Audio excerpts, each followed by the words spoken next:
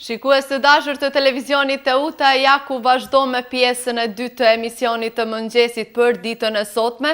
Ju falenderoj që jeni të stacionuar me kanalin ton. Në këtë pjesë, siç e kam paralajmëruar në fillim, do të flasim mbi temën e cila është me të vërtetë shumë aktuale, jo vetëm në qytetin ton, por që në mbar rajonin. Si të mbrohemi nga epidemia e gripit është titulli i kësaj teme, pra emisionit të ditës së sotme. Me neve në studio këtë mëngjes është doktor Argzon Sulejmani. Përshëndetje dhe mirë se erdhët. Faleminderit, mirë se gjeta. Mund ta quajmë epidemi edhe kur ka arritur kulmin e vet? Po, virusi i gripit tash e ka do të thotë sezonin e vet. Mund të themi që jemi në suazat e një epidemie, megjithëse nuk e kemi shpallur për arsye që nevojiten të përmbushen disa kritere, disa statistika që i përcjell enti kombëtar. Megjithatë, ne shohim për ditë që kemi raste edhe më të shpeshta të virozave, sidomos me gripin. Veçanërisht është i theksuar në moshat pediatrike, për cilat mendoj që mund të flas pak më tepër, dhe çdo ditë më shumë tash fluksi është në rënje, mirë po ka pas një pikë të ngritjes, sidomos diku para 10 ditëve. Tani kemi raste më pak, mirë po kemi edhe pjesën tjetër që kemi komplikacione të ndryshme të rasteve të mëhershme që njihen te gripi dhe te virozat e që janë edhe rastet më problematike. Kështu që mund të themi që situata është nën kontroll dhe fëmijët mjekohen, do të thotë sipas kritereve që protokoleve që janë të parapara edhe në vendet evropiane dhe perëndimore. Dhe mendoj që gjithçka po shkon sipas parashikimeve. A ka simptoma të njëjta si viteve të kaluara të gripit apo ka ndryshim? Te gripi është diçka e veçantë që çdo vit paraqitet një nëntip i ri, themi influencës ose i gripit. Kështu që gjithmonë veç atyre simptomave që i kemi thujse konstante, kemi edhe simptoma le të themi befasuese që edhe ne nuk i presim, mirë po që na shfaqen. Shembull, këtë vit kanë qenë më të shprehura rastet me gastroenterite që i bjen me viroza të ndryshme apo me simptomat të stomakut, po ashtu edhe rastet me komplikime të mundshme po shtohen thuajse nga sezoni në sezon. Viteve të kaluara kemi pasur më pak, mirë po tash edhe virusi influencës është, le të themi, sofistikuar aq shumë, saqë çdo vit e më shumë na bën probleme rishtazi edhe më të mëdha. Të ndalemi tek fëmijët aty edhe ku është fusha juaj. A mund të vakcinohen fëmijët apo ekziston ndoshta një moshë në fakt kur mund të vakcinohen fëmijët që të mbrohen nga gripi? Ekziston vaksina kundër gripit, e cila përpunohet çdo vit, do thotë një sezon më herët, dhe ajo hidhet në treg. Pastaj bëhet parashikimi se cilët janë, do thotë, moshat dhe individet që janë më të rrezikuar. Kryesisht tek moshat pediatrike nuk mund të themi që është shumë e përhapur, do thotë, si praktik dhënia e vaksinës. Megjithatë, pediatri i zgjedhur, pediatri i fëmijës, bën përzgjedhjen e atyre fëmijëve që kanë më të nevojshme ruajtjen e imunitetit. Kryesisht janë fëmijët me probleme kronike, fëmijët që lindin me probleme të trashëguara ose të lindura që themi ne, fëmijët e tjerë që kanë, do të thotë, ngecje në zhvillim dhe rastet e tjera të izoluara ose të veçanta, por gjithnjë i përcakton mjeku i zgjedhur ose mjeku i fëmijës dhe ato raste vaksinohen. Mirë po, jo, le të themi që mbar popullata pediatrike të vaksinohet, kjo nuk është një praktikë që nuk përdoret as në vendet e jashtme, as tek ne. Nuk është e nevojshme, do të thotë. Absolutisht nuk është e nevojshme. Viroza e gripit është një virozë stinore, cilën vetë imuniteti i fëmijës praktikohet që t'i lihet, do të thotë, imunitetit të fëmijës që ta përballojë. Në bazë të saj, edhe imuniteti arrin një lloj, do të thotë, maturimi për jetën e mëtutjeshme dhe le të themi që edhe virozat janë një lloj vaksine aktive për organizmin e fëmijës dhe kështu, pavarësisht që goditet goxha rënd imuniteti i tij, në një fakt në anën tjetër fëmia fiton një betejë që do t'i hyjë shumë në punë në jetën e vazhdim. Bëhet ndoshta më imun. Bëhet më imun patjetër, do të thotë trazohet sistemi imunitar, i cili absolutisht është një ushtri e vogël e cila asnjëherë nuk duhet lihet e qetë. Në disa raste është problematike kur sistemi imunitar nuk aktivizohet Ne shpeshherë do thot kemi një dramë të paparë në rastet kur fëmijët e vegjël kanë temperatura të rritura trupore, mirë po atë duhet ta marrim me pak më shumë komoditet, le të themi, sepse në atë rast sistemi imunitar i fëmijës do thot po aktivizohet dhe po e përpunon virozën. Ne duhet të japim vazhdimisht terapi simptomatike, po mirë po në asnjë mënyrë ta dramatizojmë situatën më shumë, pasi që kjo ndikon gjithsesi sidomos tek fëmijët. Kur mund ta quajmë situatën të dramatizuar? Po, zakonisht virusi i gripit shkon me ato simptomat konstante që i kemi: temperaturë rritur, rinore, do të thotë sekresion nga hunda, konjunktivit, sekresion nga syri, pastaj pason faza e 2 që është me kollitje, me plagështi, me marramendje, tek disa raste të veçanta edhe me gastroenterite, do të thotë me infeksione të stomakut. Dhe në raste të rralla kemi edhe përkeqësime më të mëdha që do të thotë prekin në sistemin nervor qendror. Gjithmonë ne duhet të konsultohemi me mjekun, edhe nëse simptomat janë tejet minore, sepse konsulta e mjekut gjithnjë është e vlefshme, mirë po duhet menjëhershëm të konsultojmë mjekun nëse fëmia do të thotë ka temperatura të larta, është shumë plagësht dhe nuk arrijmë dot ta hidrojmë, ta ushqejmë. Në ato raste do të thotë menjëherë nevojitet konsulta e mjekut për një terapi jashtë asaj shtëpiake që ne e quajmë zakonisht parenterale, do të thotë intravenoze. Çfarë më intereson tani të di, sepse ka disa definicione të ndryshme të mjekëve. Kur është temperatura e lartë? Sa është temperatura e lartë që ne ta quajmë si një farë lloj gjendje alarmante? Po. Ne kemi do të thotë një modus temperature për trupin e njeriut e cila llogaritet si normale rreth 37 gradë Celsius. Mirë po, asnjë njeri nuk mund ta ketë 37.0 sakt do të thotë temperaturën, mirë po 36 deri në 37 gradë Celsius llogaritet një temperaturë normale trupore. Në atë temperaturë funksionon më së miri organizmi, metabolizmi si dhe qelizat e tjera të do të thotë organizmit të njeriut. Mbi temperaturën 37 ne e quajmë si temperaturë të rritur subfebrile deri në 38, do të thotë është një temperaturë moderuar në të cilën organizmi funksionon pak më shpejt, pak më dhunshëm le të themi, por në asnjë mënyrë nuk duhet ta çmojmë si temperaturë të rritur deri në gradën 38, sidomos tek fëmijët e vegjël. Disa procese të cilat ndodhin në zhvillim e sipër, sidomos dalja e dhëmbëve apo zhvillimi i muskulaturës, ndodh në disa raste që shoqërohet edhe me temperaturë të rritur deri në 37.5-37.6.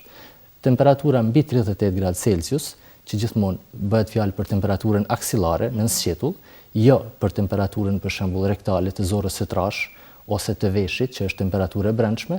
Mbi temperaturën 38, atëherë ne themi vesh që fëmia ka febrilitet, ka temperaturë të ngritur. Dhe në ato raste, domosdoshmërisht duhet të reagohet përkitazi me moshën dhe gjendjen e fëmijës. Zakonisht japim do thotë terapi të lehtë, antipiretik që e quajmë, do thotë janë ilaçe kundër zjarmisë, që zakonisht më i përhapur është paracetamoli dhe ibuprofeni, dhe varësisht prej peshës dhe gjendjes së fëmijës dhe japim dozën e parë të sirupit, kurse me tej mundemi çdo 4-5 orë e përcjellim temperaturën e fëmijës dhe japim do thotë terapinë bazë nëse duhen dozat e tjera shtesë. Eventualisht vjen deri te përkeqësimi, atëherë i konsultojmë edhe mjekun e fëmijës. Do thotë ibuprofenin edhe paracetamolin prindërit mund ta përdorin edhe t'ia japin fëmijës vet edhe pa konsultën e mjekut, kur është deri tek temperatura 38. Patjetër, ne i këshillojmë vazhdimisht prindërit. Që tjetë ndoshta një parandalesë mos. Patjetër.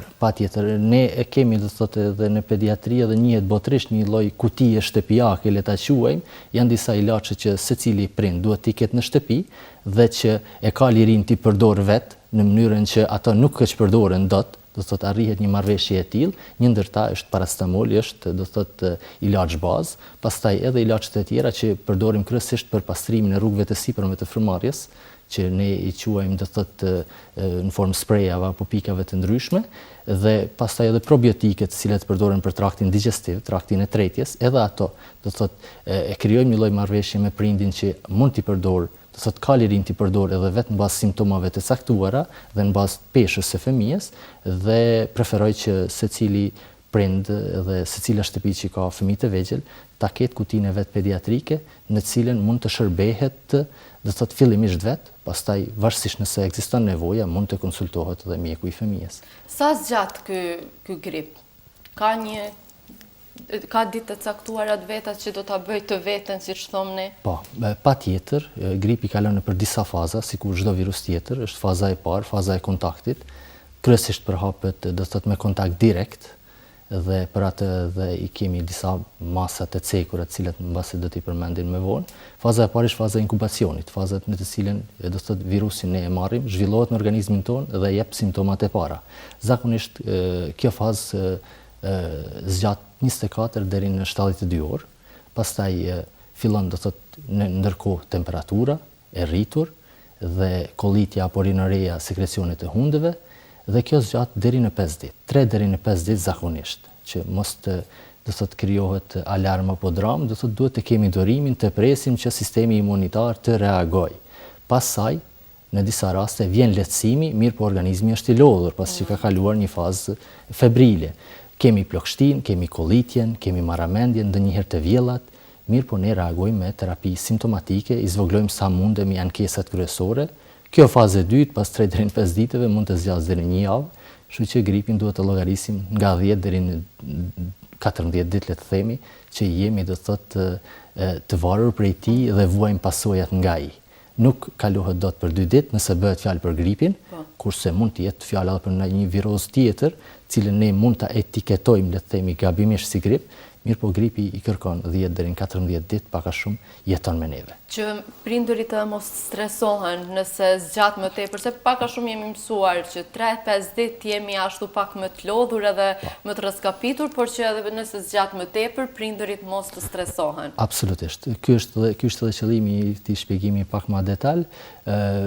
Kanë të drejtë prindit që vazhdimisht të konsultojnë mjekun edhe në fazën e parë, të dytë apo të tretë të gripit. Në vendet e jashtme mjeku konsultohet disa herësh për arsye që të mos vitë te komplikimet e mundshme, kurse në fund të fundit, kur viroza veç është e kaluar, organizmi i fëmijës të marrë, do të thotë një terapi mbështetëse, e cila do ta ndihmojë organizmin e vet ose imunitetin që është rënduar ose zvogëluar, që kryesisht bazohet në terapi vitaminoze, minerale, terapi të tjera substituive, të cilat na i japim që sistemi imunitar i fëmijës të këndellet, le të themi.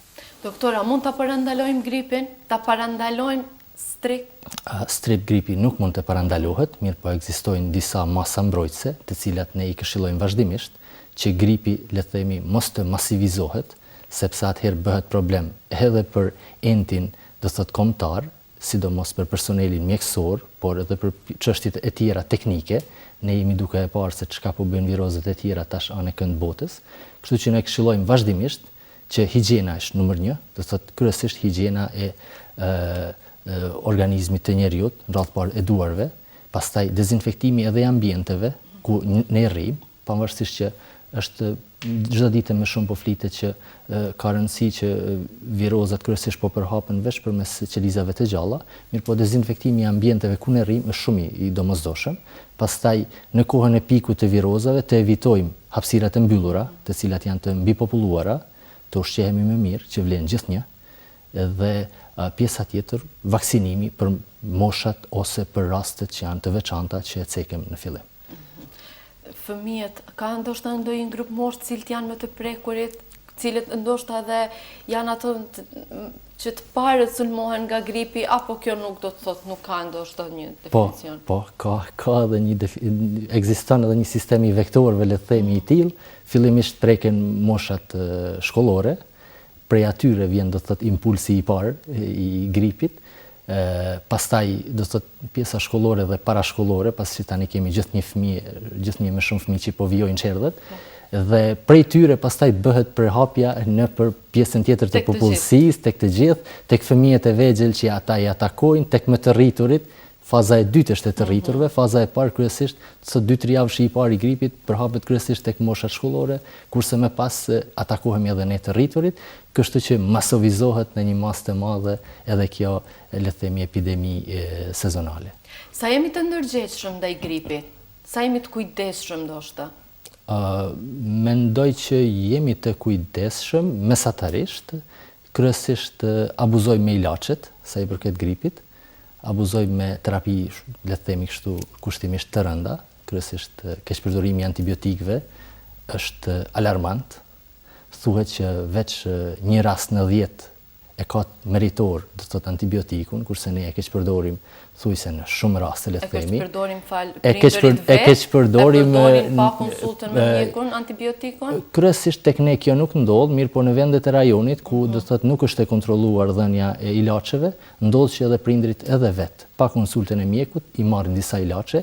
Tek ne është në masë të madhe e kontrolluar, mirë po edhe personeli mjekësor është i atakuar ndaj kësaj, sepse tek ne është krijuar një bindje e tillë që pa antibiotik virusi i gripit nuk shërohet, kështu që ne pavarësisht që i rrim përkitas i protokolleve mjekësore, ne nuk mund të themi që nuk prekemi nga ajo frika ose nga ajo panika e madhe që dominon prindrit ose popullin. Kështu që edhe ne mund të themi kushtimisht abuzojmë në dhënien e antibiotikëve, mirë po statistika tregon gjithnjë më shumë që përkundrazi antibiotiku e zvoglon imunitetin e fëmijës, e rënon sistemin imunitar në përgjithësi, e shkatron do të thotë funksionimin normal të metabolizmit të tij, kështu që duhet kemi më shumë kujdes në këtë drejtim. Kryesisht do të thotë emancipimi duhet të vijë në këtë pjesë. Do të thotë që gripi kërkon kryesisht regjim qetësie, hidrim, terapi simptomatike, të zvoglojmë ankesat bazë. Nëse eventualisht vjen të ndonjë komplikim imunshëm, atëherë do të reagojmë me fuqishëm. Kurse nuk ka asnjë farë roli nëse shkojmë ne me terapi shumë të rëndë prej fillimi, nuk e zvoglojmë dot atë numrin e ditëve që e cekim në fillim dhe nuk e tejkalojmë dot më lehtë, sepse tek virozat shumë e rëndësishme është sistemi imunitar i organizmit të njerëzit. Çfarë më intereson edhe diçka tjetër, e kemi bërë shpesh gjithë, pak a shumë unë për vete, po.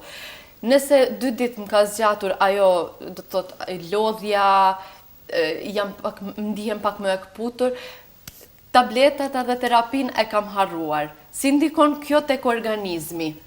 Do të thotë se cili mjek, pak a shumë, se cili mjek terapin e shkruan për 7 ditë, pak a shumë, 7 deri në 10 ditë. Po si ndikon kjo kur ne e ndalojmë terapin pa përfunduar, edhe qoftë se ne e ndjem veten shumë mirë? Pikrisht, e cekem që gripi zgjat diku rreth 2 javë, kurse terapia e secilit mjek, do thotë pediatër apo mjeku tjetër, shënohet diku për rreth 7 ditë. Edhe vetë logjikisht tregon që 7 ditë të tjerë jemi pa mburoj, dhe si do t'i arrijmë ato 7 ditë të tjerë ta tejkalojmë gripin. Shtuar kësaj, është edhe ajo që vetë e theksuat jo, që ne nganjëherë jemi të pakujdesshëm me dhënien e terapisë. Do të thotë nuk bëjmë kujdes të japim në orarin e caktuar apo e bëjmë ndërprerjen e menjëhershme të saj. Dhe kjo ndikon shumë keq për organizmin dhe zhvillon të ashtu quajtën rezistencë. Rezistencë do të thotë të antibiotikut ndaj organizmit tonë. Çka do të thotë rezistenca? Do të thotë që në rastin tjetër kur i njëjti antibiotik, i njëjti ilaç do të jetë i domosdoshëm për organizmin tonë, ai lloj ilaçi nuk do të reagojë si duhet. Nuk do të ketë efektin e pritur. Dhe kështu, sot Organizata e shëndetësisë, Organizata botërore e shëndetësisë, do thotë e ka vënë alarmin që do thotë kemi krijuar një masë të madhe rezistence ndaj antibiotikëve. Kështu që bota rrezikohet shumë nga bakteriet, nga mikroorganizmat e ndryshëm për arsye që do të vijë një ditë që ne do thotë do të izolojmë bakterin gjegjes, mirë po nuk do të kemi antibiotik që do të reagojë kundër tij. Dhe kjo do thotë më e keqja që mund të na vijë nga keqpërdorimi i antibiotikëve. Doktor, keni diçka të shtoni për këtë pjesë, sepse për pjesën tjetër të pyetjeve kemi lënë për një temë tjetër, e cila është shumë shqetësuese, por sa i përket epidemisë të gripit? Mendoj që u cekën disa tema bazë që janë, kryesisht tek trajtimi i saj. Ekziston trajtimi me antiviral, janë terapi do të thotë që godasin viruset e veçanta. Dhe kjo është do të thotë ajo pjesë e farmakologjisë që është më së pakti e zhvilluar. Do thotë kemi veç disa ilaçe, Tamifluja është ajo që përdoret më shumti tek në rajonin ton, po dhe në vendin ton. Mirë po megjithatë është në fazat e provave zhvillimi i antiviralëve, mbase zhvillimi i kësaj pjese të farmakogjenetikës dhe farmakologjisë do të na ndihmojë shumë në të ardhmen, mirë po tash kryesisht jemi në një periudhë testimi dhe një periudhë hulumtimi që nuk është masovizuar ende sa duhet. Ka ndoshta ndonjë teori edhe sa do zgjas kjo epidemi? Sa do zgjas gripi në fakt? Është periudha këtë përfundimit? Po, tash jemi përfund, po, absolutisht, absolutisht, tash jemi do thot në rënje sipër nëse shohim do thot statistikat, me ndrimin e stinëve edhe gripi do thot do të shuhet, sepse kryesisht i preferon temperaturat e ulta, që janë më tepër të theksuara muajve dhjetor, janar dhe shkurt, varësisht tash prej rajonit, varësisht prej vendeve, kështu që jemi në rënje sipër. Mirë po them, problemi bazë tash që kemi me gripin janë komplikimet e mundshme. Dhe gjithnjë më rëndësishme ose më problematike se sa gripi janë komplikimet që ai lë. Edhe rastet fatale që i kemi kryesisht ndodhin për shkak të komplikimeve, kurse mediatizohen dhe thuhen shkaku i gripit. Gripi është do thot një shkas, mirë po baza pastaj janë komplikimet e mundshme që vinë shkaku i, mund të themi edhe mosdhënies së terapisë, por kryesisht shkaku i imunitetit të dobët të organizmit në fjalë. E kemi përfunduar, në fakt, nuk është si e përfunduar sepse gripi është temë e zgjeruar, por që në komunikim me ju edhe kemi vendosur që të flasim ta ndërlidhim edhe temën e koronavirusit, i cili tani është duke marrë përmasa shumë të mëdhaja, me mira njerëz edhe kanë humbur deri tani jetën, që ndoshta ne në fillim edhe nuk e kemi marrë si diçka shumë serioze, sepse nuk e kemi ditur edhe se çka është, se çdo vit kemi nga një virus të ri, por veç ka filluar dal në Evropë dhe në Ballkan, kështu që kanë filluar ndoshta edhe ajo frika. Sa dim ne për koronavirusin? Cilat janë simptomet, cilat duhet që t'i dim? Koronavirusi është pak a shumë i ngjan, sa i përket simptomeve, i ngjan gripit, që e cekëm, gripit sezonal, influencës, si e themi. Koronavirusi i ri, ashtu i zhvën një emërtim, është pjesë e familjes Coronaviridae, ashtu quhen, do të thotë në bazë të pamjes së tyre mikroskopike në formë korone, dhe e tillë familje kanë qenë edhe dy virus më herët. Në vitin 2002 fillimisht dhe pastaj 2014 janë paraqitur dy viroza të njëjtës familje. Janë emërtuar me emrat SARS dhe MERS, cilat mediatikisht me siguri që edhe njihen si raste, dhe çka është e rëndësishme tash për te simptomave që pak a shumë njihen sepse janë sikur gripi sezonal, është shumë e rëndësishme që të mos krijohet panik. Numër 1, dhe të konsultohen sa më shumë profesionistët. Dhe këtë nuk është shoftë të ndodhë. Do të thotë ngjarjet bëhen publike, marrin dhënë, ju jepet ajo drama që ju nevojitet që populli të krijojë, do të thotë, një masë panike sa më të madhe, dhe rasti nuk njihet sa duhet sakt. Unë preferoj që sa më shumë të flasin profesionistët, veçanërisht infektologët, do të thotë janë mjek që merren, ose virusologët që merren përkitazi veç me virus ose veç me sëmundje infektive, kurse për popullin mendoj që për masën e gjerë që nuk kemi rast, nuk është rast për panik, bile thuhet që në krahasim me dy nëntipat e tjerë të familjes së njëjtë të virusave të koronës, SARS dhe MERS, ky virusi i fundit, i ri i koronavirusit, është detektuar më parë, do të thotë, dhe është dekoduar më parë, dhe po punohet në vaksinën, e cila do të dalë shumë shpejt në treg. Dhe në krahasim me dy nëntipat e tjerë të njëjtës familje, do të thotë, kjo organizata shëndetësore botërore e shëndetësisë ka reaguar më shpejt dhe ka reaguar, do të thotë, le të themi, më mirë. Kështu që për momentin nuk ka vend për panik, e kuptoj që është afruar shumë, dhe edhe gripi sezonal merr jetë njerëzish, do të thotë gripet influenca ka marrë jetë njerëzish, më shumti se çfarë do tjetër luftë botërore. Do thotë kemi gripin spanjoll apo gripin aziatik, i cili ka marrë 5 deri në 6 herë për një sezon, do thotë 5 deri në 6 herë më shumë jetë njerëzish se sa lufta e parë apo e dytë botërore. Do thotë virozat, jemi të rrezikuar vazhdimisht nga virozat, dhe tash një lloj virusi nuk është që na atakon veçanërisht. Kjo është shumë e rëndësishme të dihet. Në mënyrë që profesionistëve t'ju lehet të bëjnë punën e vet, sepse në radhë parë, mos e dhash Zoti që të vijë në vendin tonë një rast i tillë, në radhë të parë do thotë politikanët nuk besoj që do të mund të na zgjidhin asgjë në atë rast, por menjëherë do të thirrën mjekët, infektologët dhe virusologët. Dhe përse ata sot të mos flasin, por rasti të mediatizohet, të politizohet, siç është rasti i karantinës, dhe kjo me të vërtetë është një bujë shumë e madhe. Dhe në asnjë rast të mos dëgjohet asnjë zë profesionisti. Unë mendoj që është koha që ne të ndryshojmë qasjen dhe mentalitetin dhe për secilën fushë eksakte të merret do thot fjala profesionistëve. Mos themi tash e ekspertëve, por e profesionistëve, e njohësve të çështjes, e njohësve të fushës.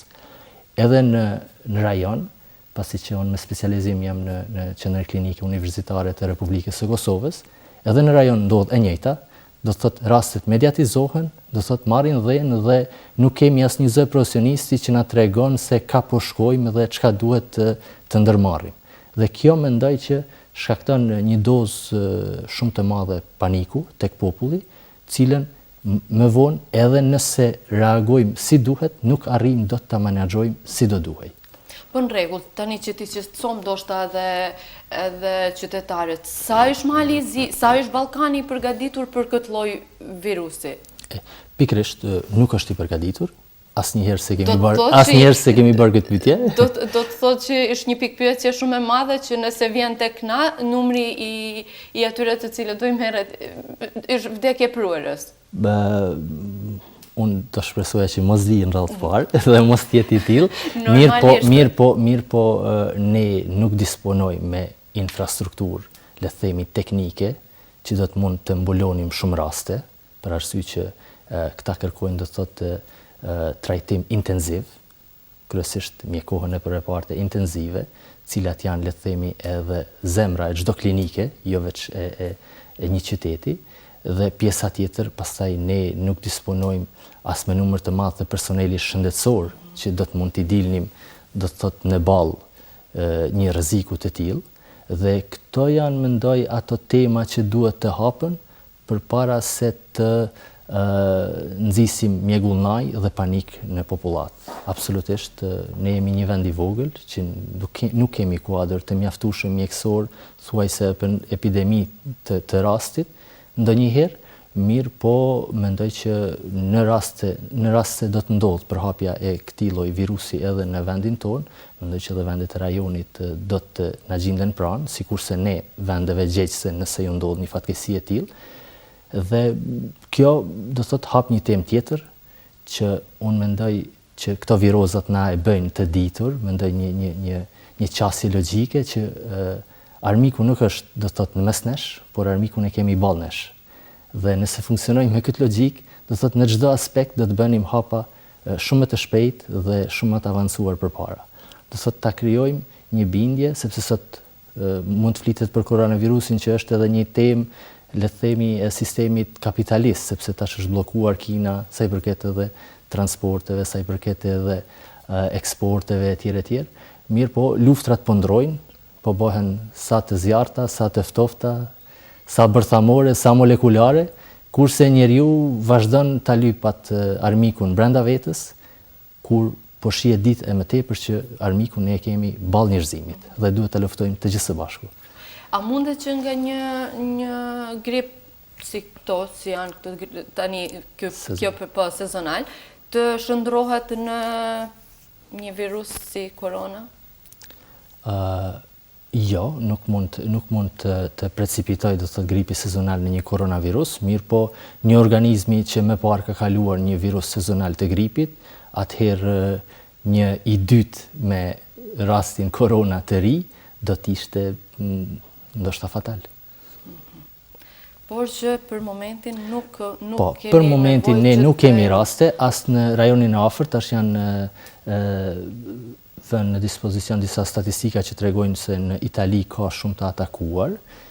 Rastet fatale janë për momentin moshat përmi 60-70 vjeçare ose rastet kronike, dhe nuk kemi, le të themi, shtu në popullatën e shëndosh, nëse mund ta quajmë kushtimisht kështu, raste shumë të theksuara, kështu që vlen e njëjta sikur për gripin sezonal. Do thotë të bëjmë kujdes sa i përket masave higjienike, do thotë ambienteve të mbyllura, ushqimit dhe kontakteve me njerëzit e infektuar, pasi çdo ditë më shumë po flitet që kontakti direkt ka rëndësi parësore. Kontaktet me materjet ose pjesë të tjera industriale nuk e përçojnë virusin. Kështu që kjo është, le të themi, një lehtësim bazë, sepse u përhap bindja që edhe përmes materialeve tjera, plastike, ku diun industriale etj. Mund të bëhet përhapja e tij, Tash jemi më të qetë, por se e dim që veç kontakti direkt mund të na injektoj ose infektoj me virusin gjegjes. Alarmi është i ndezur edhe tek organizata botërore e shëndetësisë, mirë po për momentin ne duhet jemi të qetë dhe mendoj që në çdo rast, nëse ka raste të dyshimta ose raste të tjera, atëherë duhet t'ju lejmë në dorë profesionistëve. Rasti i njëjtë ndodhi para 2 javë në Kosovë, në Prishtinë, një rast u delegu si rast i prekur me koronavirus, tema u përhap me të madhe, frika u shtua maksimalisht dhe në fund rastin e fjalë le që nuk del as koronavirus, po nuk del as virus stinor. Kështu që por që është një ftofje, një parainfluencë, një ftofje thjesht. A ekziston një terapi që mund ta marrim, që të mbrohemi? Nuk ekziston dhe nuk ka nevojë Nuk ekziston. Rritja e imunitetit do thotë ne kryesisht thamë që nuk ekzistojnë ilaçe antivirale. Kështu që baza e mbrojtjes ndaj viruseve është sistemi jon imunitar, sistemi i përveçëm imunitar. Forcimi i sistemit imunitar na ndihmon në masë të madhe në do thotë mbrojtjen ndaj këtyre virozave që mund të jenë sezonale apo edhe më të rralla sikur rasti i koronës. Atëherë në duart tona është që të ushqehemi sa më shëndetshëm, të kemi kujdes për veten, për ambientin i cili na rrethon, edhe jemi pak a shumë të mbrojtur. Patjetër, këto le të themi janë ato kornizat bazë, ato masat mbrojtëse themelore, sikurse për çdo virus tjetër kjo vlen dhe me shpresën që nuk do të kemi raste në vendet tona, sepse siç e tham, nuk jemi edhe aq të përgatitur, por në rastet e ndonjë dyshimi gjithmonë preferoj që t'ju lënë në dorë profesionistëve dhe jo të krijohet do thotë një dramë e paparë në popullsi që ma vonë është edhe problem të menaxhohet. Për arsye që nga personi në person lajmi merr atë dramaticitetin e madh dhe në fund është pak problematike t'i dilet në ballë. Unë ju falenderoj që ishët këtë mëngjes me neve, edhe ndoshta në një farë mënyrë edhe shikuesit, ato të cilët na kanë ndjekur në këto momente, janë qetësuar, sepse ne nuk mund të mbrohemi 100% nga gjithçka që na rrethon, atë jemi të vetëdijshëm, por që ta parandalojmë disa gjëra edhe atë mund në një farë forme. Absolutisht, mendoj që këshillat janë të domosdoshme. Mendoj që dham disa këshilla që janë elementare për virozat stinore, por edhe për koronavirusin. Shpresoj që gjithë të jenë gdhirë dhe të shëndetshëm dhe mirupafshim në misionet e tjera. Unë ju falenderoj që ishit me neve këtë mëngjes. Faleminderit. Shikues të nderuar, pra tema e emisionit të sotëm ishte si të mbrohemi nga gripi. E cekëm edhe temën e cila është shumë aktuale këto ditë në media, normalisht, koronavirusi. Me neve këtë mëngjes ishte doktor Argzon Sulejmani. Bëjmë një shkputje shumë të shkurtër dhe do të rikthehemi shumë shpejt në studio.